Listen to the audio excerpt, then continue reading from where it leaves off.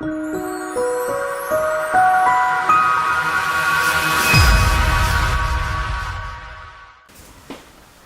there, it's Emma here from Martin & Co, and I wanted to talk to you today about buying a property for the first time. It's basically our first time buyer's guide here. If you're a first time buyer, it's a very exciting time buying your first property, but you may not necessarily know what you need to do to make yourself better prepared for when it happens. So this little guide here hopefully will help you in getting over that hurdle and buying your first home. So first tip here is save a deposit. Now, of course, no brainer really, of course you need to save a deposit, but money wise, if you like, you need to be saving between 5 and 25%. So the higher the deposit, the better the mortgage rate you're going to be able to achieve. But make sure you get a deposit saved. Set yourself up a savings account, put a bit aside every month so that you don't have to worry about it, and then hopefully that'll build and build and build, and by the time it comes to the point you're ready, you'll have a nice bit of cash there waiting for you.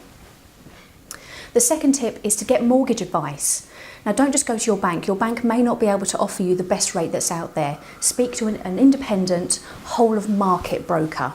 We have got people that we can recommend to you. We work alongside a company called London & Country, and they can access absolutely every single scheme out there that is available for mortgages. It just means that they are able to find the best deal out there to suit you, not just a couple of rates that your bank may be able to offer.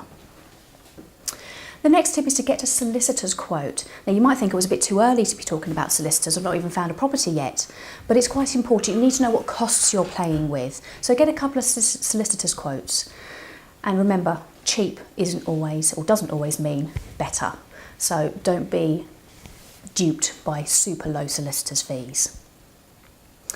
The next step is to make a list of what you were looking for in a property.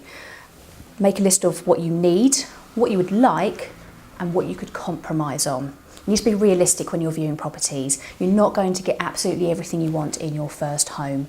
You may want to, but realistically, unfortunately, you're not going to. So make a note and a list of what you would be willing to compromise on, and then you know what you're looking for when you're going out there. Next step is to get yourself registered with local agents. Get out there, speak to agents, walk into their offices, get people working for you to find your property. It's all well and good sitting online and sort of flicking through of an evening, but agents go out and see properties all the time, and they will know what's going to be coming on in the future, not what's just coming onto Rightmove or the other property websites. So get registered, get your details down. If you get a good agent working for you, they will find you the property that you're looking for. Get out there and do viewings as well. That's most important, just following on from that one. Again, you can't see everything you want to online. You need to get into properties, view them, see how you feel in them, see if you can imagine yourself living there. Once you've found a property you like, the next step is to make an offer. So with a property, when it's on the market, it'll have an asking price. It doesn't necessarily mean you have to pay that price. Offers are invited, so you can make an offer to the agent and they can then put that forward to the owner for you. Don't be silly at the end of the day, you know, don't want to offend anybody, but also be realistic. What can you actually afford? You don't want to push yourself. It's very embarrassing if you make a sky-high offer, you agree a price with the owner, and then find out you can't actually afford and have to pull out. So make sure you're realistic with what you can afford. Make sure that you have your ID, your mortgage agreement in principle, and also proof of your deposit funds available. Once you've made an offer, an agent is going to need that information in order to be able to withdraw the property from the market. This just shows them that you are ready, willing and able to go, and you're prepared. From here, and the offer's been agreed, you need to instruct your solicitor. So that's those solicitors you got quotes from. Choose one of them and instruct them. Make sure you find out who's going to be handling your case and give that information to your agent, because then they can inform them of the other side solicitors, and everybody, the communication can start from there. And if you know exactly who you're dealing with, there's not going to be any delays. With your mortgage, apply for it formally. You've spoken to them, you've found out what you can borrow, now you actually need to instruct them to go ahead as well. From this point, the mortgage company will instruct what they call a survey, a mortgage survey. This basically means that they're going to send someone around to the property and assess that the price you're paying for it is fair within the local property market. So that can all happen quite quickly, and it may be quite scary, but it's all good. It's all good. From this point on, your solicitor will now actually pick up most of the administration work, which is really, really good. It doesn't mean that you can sit back and put your feet up, unfortunately. You still need to be on hand to chase when you need to, help out where you can. We will also, as an agent, keep in touch with solicitors as well, just to see if there's anything we can do to help the process along. But the solicitor will then instruct what they call searches, which is getting information from the local council about the local areas. They'll talk about a fixtures and fittings form, which is basically what's included within the property. They'll speak to the owners, the vendors as we call them, and they will say what's in the property and what's included.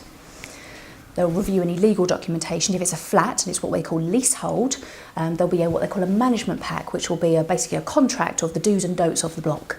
And your solicitor will review that and ask any potential questions that maybe need, what they call inquiries, to find out and make sure you're not getting yourself into any shtuck.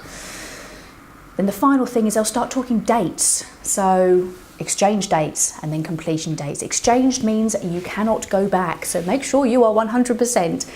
Once it's exchanged, normally a week after that is when you then complete, and your keys will then be ready for completion, or for pickup, sorry. Once completion day comes around, completion normally happens sort of late morning onwards, once solicitors have got in and had their cup of tea and sorted out all the paperwork.